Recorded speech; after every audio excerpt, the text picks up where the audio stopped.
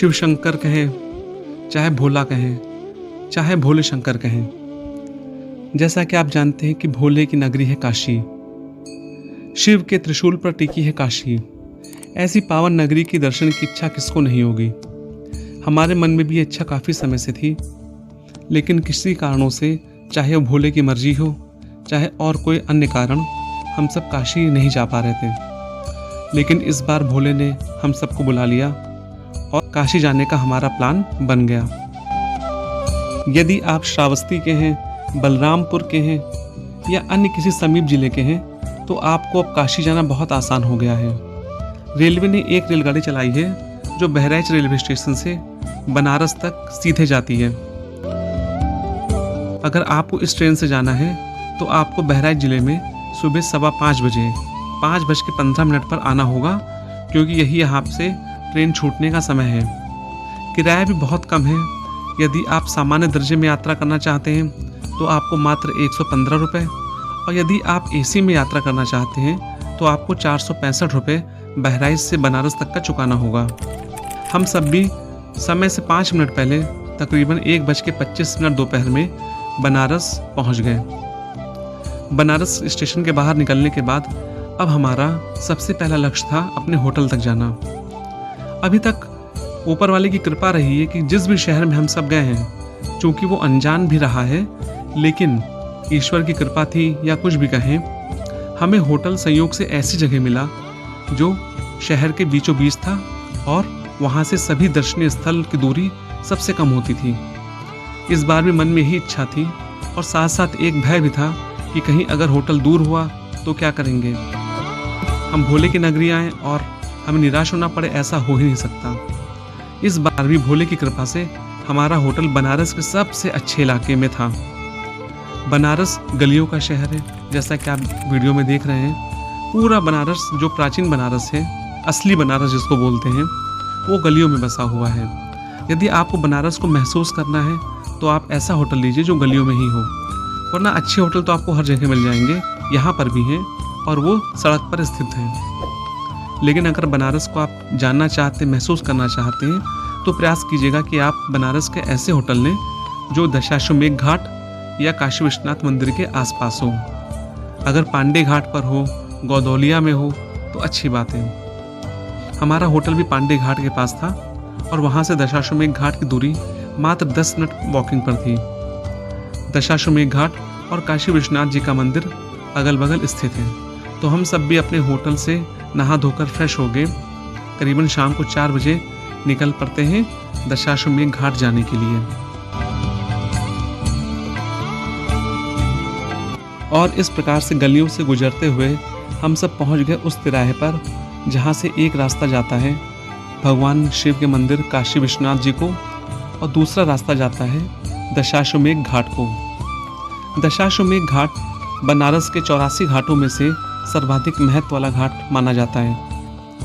ये घाट मंदिर से सटा हुआ है। हमारे मन में भी इच्छा थी कि इस घाट पर जाएं और विश्व प्रसिद्ध गंगा आरती को देखें, उसका आनंद लें। मन में ये इच्छा लिए हम और हमारे मित्र रजनीश जी चल पड़े इस घाट को देखने के लिए। ये देखिए सामने, ये है यहाँ का विश्व प्रसिद्ध घाट दशाश्वमेध घाट। बहुत ही खूबसूरत बना हुआ है, लेकिन चूंकि इस समय बरसात का सीजन है, गंगा जी काफ़ी बढ़ी हुई हैं, इसलिए यहाँ पर पानी घाट के काफ़ी नज़दीक तक आ चुका है। बनारस शहर अपने घाटों के लिए प्रसिद्ध है। यदि आपके मन में ये सवाल उठ रहा है कि वाराणसी में कितने घाट हैं, तो मैं आपको बता दूं कि यहाँ गंगा नदी के किनारे 100 से अधिक घाट बसे हैं, जो बनारस शहर की सुंदरता को और भी ज़्यादा बढ़ाते हैं। उनमें से यहाँ स्थित दशाश्वमेध घाट सभी घाटों में सबसे ज़्यादा प्राचीन और शानदार है। विद्वानों ने दशाश्वमेध घाट का अर्थ बताया है 10 घोड़ों का बलिदान। कहावतों के मुताबिक इस जगह भगवान ब्रह्मा द्वारा एक यज्ञ का आयोजन किया गया था, जिसका उद्देश्य था भगवान शिव को निर्वासन से वापस बुलाना। भगवान शिव निर्वासन से जब वापस आए तो उनके आने की खुशी में 10 घोड़ों का बलिदान दिया गया था। तब से इस घाट का नाम दशाश्वमेध घाट पड़ा। बनारस के प्राचीन और प्रसिद्ध घाटों में से एक है ये स्थान, जहाँ हजारों की संख्या में श्रद्धालु रोज आते हैं और यहाँ पर होने वाले धार्मिक कार्यक्रमों में वे बढ़ चढ़कर हिस्सा भी लेते हैं। तो यदि आप कोई भी धार्मिक कार्यक्रम कराना चाहें तो जब भी दशाश्वमेध घाट आएं तो यहाँ पर आप करवा सकते हैं। शाम के समय और शिवरात्रि उत्सव के दौरान घाट पर अत्यधिक भीड़ होती है। जब आप आम दिनों में जाएंगे तो भी आपको हजारों श्रद्धालु दिखेंगे, लेकिन जब आप शिवरात्रि या सावन के महीने में जाएंगे तो यहाँ पे भीड़ की कल्पना भी आप नहीं कर सकते। सुबह सुबह आप घाट में कई अनुष्ठानों और गतिविधियों को देख सकते हैं। ग्रहण के दौरान इस घाट में पवित्र स्नान करने की मान्यता है। घाट के आसपास के प्रसिद्ध मंदिर और आकर्षक पर्यटक स्थल भी हैं। दशाश्वमेध घाट हिंदू संस्कृति और परंपरा के रूप में काफ़ी प्रसिद्ध है। जब आप दशाश्वमेध घाट जाएंगे तो आपको यहाँ पर ऐसे हिंदू धर्म के रीति रिवाज और संस्कार दिखेंगे जो शायद ही आपने कहीं देखे होंगे। तो अगर आप बनारस के घाट पर जाएं और नौका विहार ना करें तो भी अधूरा है।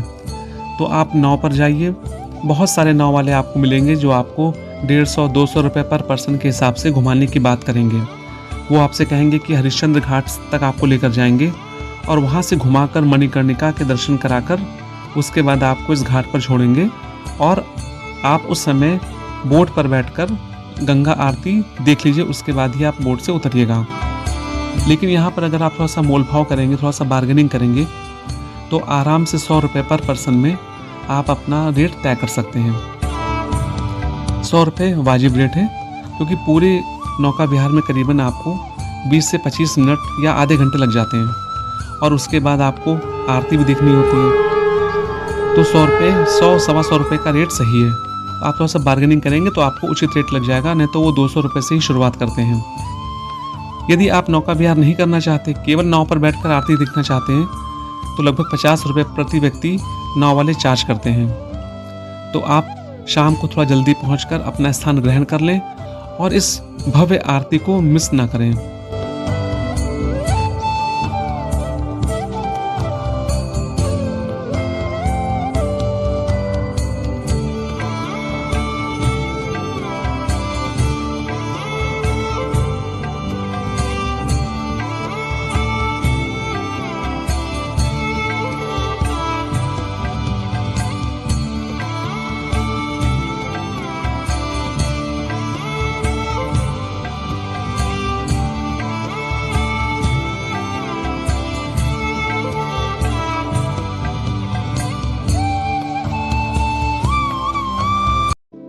हमारी किस्मत में इस बार गंगा आरती देखना नहीं लिखा था, क्योंकि गंगा के घाट पर पानी काफ़ी ऊपर तक आ गया था। सीढ़ियाँ सारी पानी में डूब चुकी थी और घाट पर गंदगी हो गई थी। इसलिए विश्व प्रसिद्ध गंगा आरती इस समय केवल सिंबॉलिक रूप में हो रही थी। पीछे एक मंदिर था, मंदिर के ऊपर 3-4 मंजिल की ऊंचाई पर एक व्यक्ति आरती कर रहा था और वो नीचे से दिख भी नहीं रही थी सही से। तो भोलेनाथ की इच्छा शायद नहीं थी। अगली बार जब दोबारा आएंगे तो कोशिश करेंगे कि बरसात के समय में ना आए। जाड़ में बनारस आना सबसे अच्छा रहता है। आप आसानी से घूम लेंगे, आपको गर्मी भी नहीं लगेगी और गंगा आरती भी आसानी से आप देख सकेंगे।